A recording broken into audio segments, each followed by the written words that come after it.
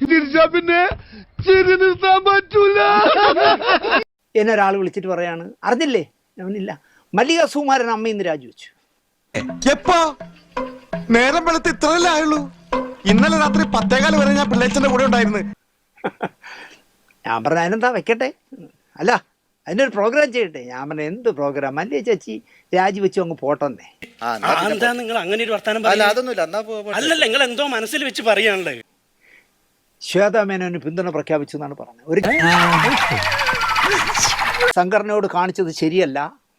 നിങ്ങളുടെ എക്സിക്യൂട്ടീവ് കമ്മിറ്റിയിലുള്ളവരെ പോലും വിശ്വാസ്യതയിലെടുക്കാതെ, അവർ പറയുന്ന ഒരു പരാതിയും നിങ്ങൾ കേൾക്കാതെ, നിങ്ങൾ തോന്നിയ പോലെയൊക്കെ പ്രവർത്തിച്ചു. മാഡം അങ്ങനെയുള്ള ഒരു പെണ്ണാണെന്ന് എനിക്ക് തോന്നുന്നില്ല. അതൊന്നും എനിക്കറിയാൻ മേല. ഇങ്ങനെ എന്തെങ്കിലുമൊക്കെ പറയുമ്പോഴേ എന്റെ മനസ്സിനൊരു സന്തോഷം ഉണ്ടാവുള്ളൂ. ഞാൻ എന്റെ സന്തോഷം നോക്കിയാ പോരെ. ബാബുരാജ് എന്ന് പറഞ്ഞ നടൻ പറയുന്നു 2 കോടി രൂപ വാങ്ങിച്ചിട്ടാണ് BJPക്ക് സ്ഥാനാർത്ഥികളെ കൊടുത്തതെന്ന് പറയുന്നു കഴിഞ്ഞ നിയമസഭാ ഇലക്ഷനിൽ.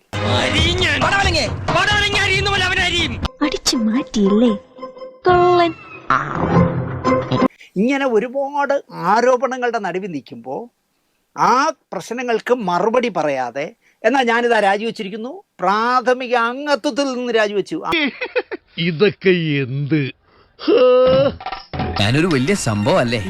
വേറെ ആരും ഇല്ലെങ്കിൽ അമ്മ പുല്ല് ഇതാടകണെന്ന് പറഞ്ഞ് ഇട്ടിട്ട് പോയാൽ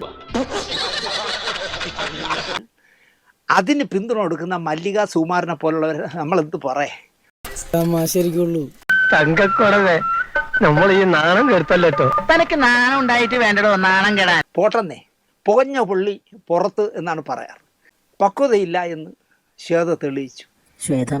വീട്ടില് വിലയില്ലെങ്കിലും നാട്ടില് പുല്ല് വിലയാ. 2-3 പ്രാവശ്യം യോഗ സ്ഥലത്ത് നിന്ന് ഇറങ്ങിപ്പോയി എന്ന് പറയുന്നു, രാജിവെച്ചു എന്നുണ്ട്. അപ്പോൾ ഗണേശനും ജഗദീഷും ഒക്കെ ഓടിച്ചെന്ന് അയ്യോ അച്ഛാ പോവല്ലേ എന്ന് പറഞ്ഞ് പിടിച്ച് വീണ്ടും കൊണ്ടിരുത്തി എന്നാണ് പറയണേ.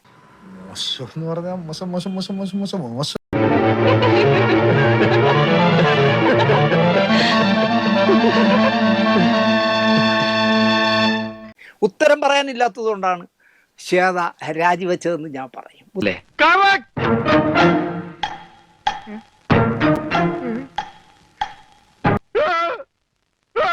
ഉത്തരം ഉണ്ടെങ്കിൽ ഇപ്പം അൻസിബ മണി പോലെ കുറെ ചോദ്യങ്ങൾ ചോദിച്ചു അവിടെ. അതിലാണല്ലോ ശ്വേതയ്ക്ക് രാജിവെക്കേണ്ടി വന്നത്. നിർത്തി അവമാനിക്കുവാണെന്നേ. അതിന് കൃത്യമായി മണി പോലെ അങ്ങോട്ട് മറുപടി പറഞ്ഞതെങ്കിൽ പ്രശ്നമില്ല, മറുപടി പറയാനില്ല, അതുകൊണ്ട് രാജിവെച്ചത്. സത്യമാണെങ്കിലും എനിക്ക് അംഗീകരിച്ചു കൊടുക്കാൻ പറ്റുമോ? അങ്ങനെ രാജിവെച്ച ആളിന് മല്ലിക ചേച്ചി പിന്തുണ പ്രഖ്യാപിച്ചെങ്കിൽ പൊഞ്ഞ കൊള്ളി പുറത്ത് മല്ലിക ചേച്ചിയും പോട്ടെന്നേ. ടിനി ടോമും ചതിച്ചു എന്ന് പറയാം.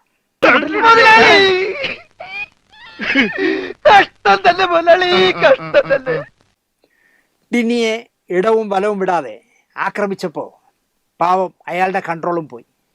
അതന്നത്തെ ചോരത്തിളപ്പിന് ഇപ്പൊ എന്ത് ചോര തണുത്തു പോയാ?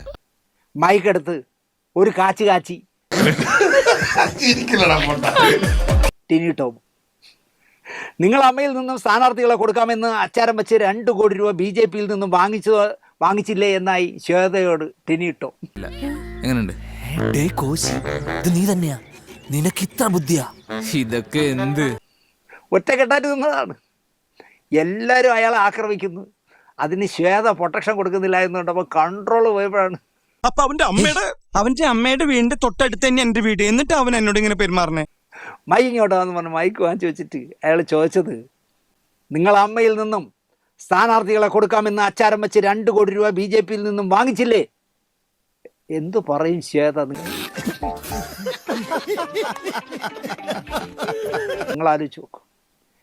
ഞാനിപ്പം രാജിവെച്ചു എന്ന് പറഞ്ഞ് ശ്വേത ഡോറിലേക്ക് ഓടുന്നു. സാറ് ഫാമിലി ആയിട്ട് ഓടി വന്നി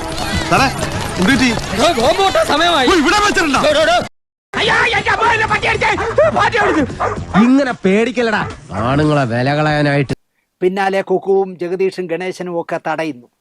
പിന്നെയും ശ്വേതാജി ഡയസിൽ വന്നിരുന്നു. കാര്യങ്ങൾ കൈവിടുകയായിരുന്നു. സദസ്സിന്റെ പുറകിൽ നിന്ന് കൂവലോട് കൂവൽ. ചുമ്മാ ഇങ്ങനെയുണ്ടോ കള്ളന്മാര് ലോകത്ത്?